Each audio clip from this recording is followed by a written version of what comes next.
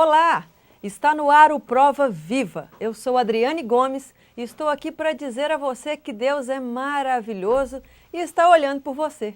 Não pense que Ele se esqueceu ou que não se importa com a sua vida. Isso é bobagem, não, de forma alguma. Deus ama você e deseja restaurar a sua vida, o seu casamento, a sua saúde. Seja qual for o problema, Deus tem a solução. Não esqueça disso. E para testemunhar isso, eu estou recebendo hoje o Ademir, que em meio a uma vida desregrada, sem limite, contraiu o vírus HIV. E para piorar, passou o vírus para a esposa que estava grávida. Ademir, obrigada pela sua presença, por ter aceitado o nosso convite de estar aqui compartilhando com as pessoas de casa aquilo que o Senhor fez na sua vida e que eu creio que você também crê que pode fazer na vida de quem está assistindo. Eu agradeço, de estar aqui, testemunhando aquilo que o Senhor Jesus fez na minha vida, porque grande coisa Ele fez na minha vida, na vida da minha esposa, da minha filha, que estava para nascer, e hoje estou feliz, por saber, conhecer o poder de Jesus na minha vida.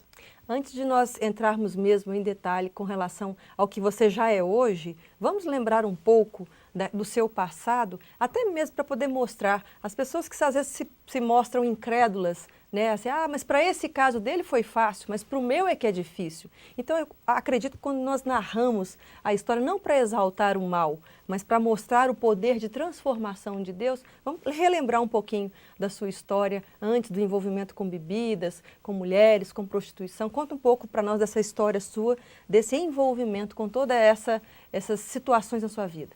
Com certeza, eu saí do interior com 13 anos de idade, fui para São Paulo e lá, sem o afeto de pai e mãe, eu convivi com bebedice, a prostituição e levei uma vida desregada àquelas condições que eu vivia. Não era agradável aos olhos do Senhor, mas nesse momento você não imagina que aquilo é agradável ou não.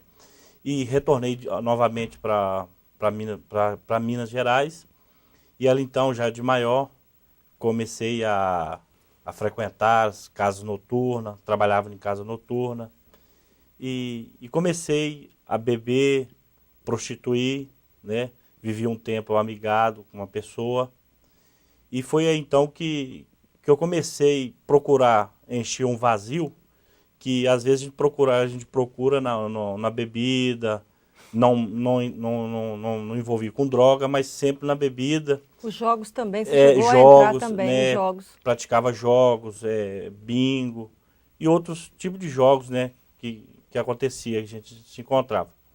E ali então começou, eu sentindo aquele vazio e não sabia a quem recorrer,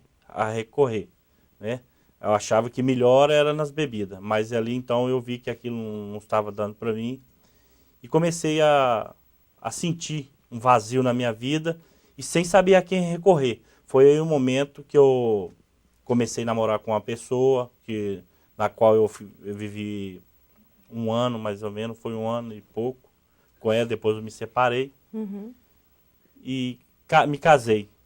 Logo após eu separei, daí uns 6 meses, eu me casei com a esposa que eu vivo hoje, com a minha esposa. E nesse intervalo aí, de casamento, que eu me casei com ela, nós continuamos aí, eu e ela continuamos a beber, vivendo aquela vida, eu já praticando alguma coisa do passado.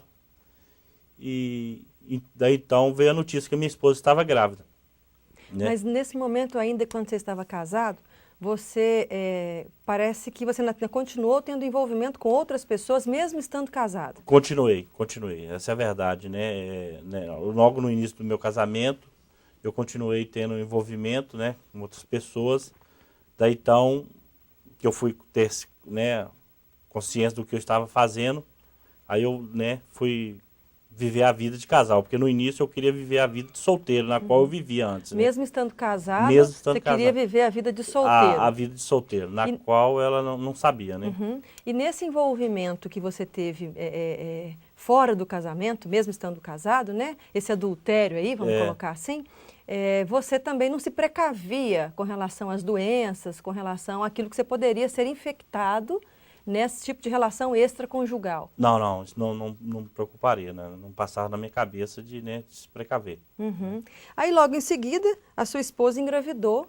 Ela engravidou e como é normal, né? Toda mulher quando está grávida faz o pré-natal, já é normal. E ela foi fazer o pré-natal, foi fazer os exames, a médica pediu para ela que ela pediu os exames e fizesse o teste de AIDS. Ela, né, fez, normal, fez. E no primeiro exame, a médica pediu para ela voltar daí 15 dias.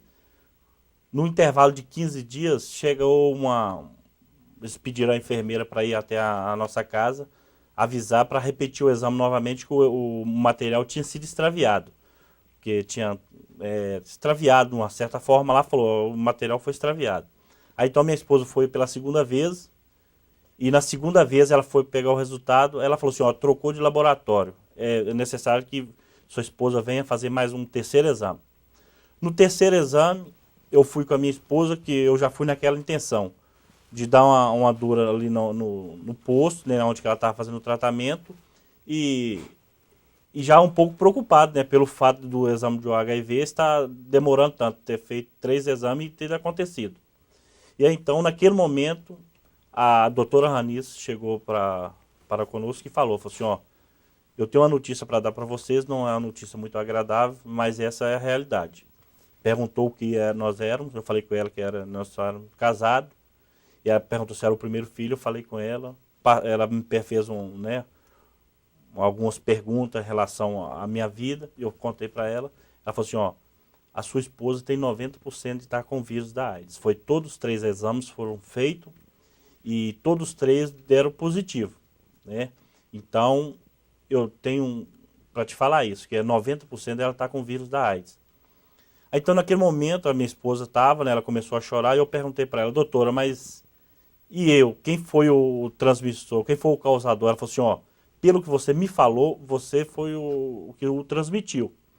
Até naquele momento a sua esposa não sabia da sua traição. Não. Ela foi descobrir naquele momento a traição e a AIDS juntamente, no mesmo momento. Tudo naquele momento.